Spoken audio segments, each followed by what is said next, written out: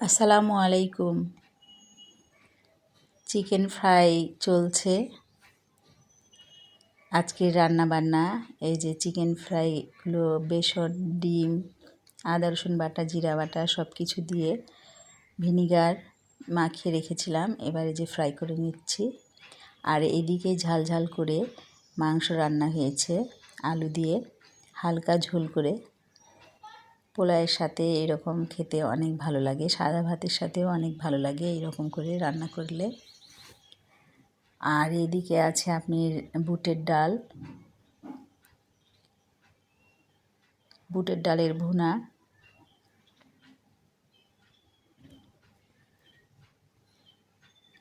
আর tomato শসা সালাদ,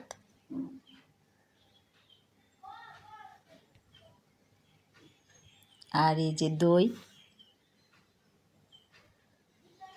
পোলাও খাওয়ার পরে দই খেতে কে কে পছন্দ করেন? আমাদের তো ভালো লাগে।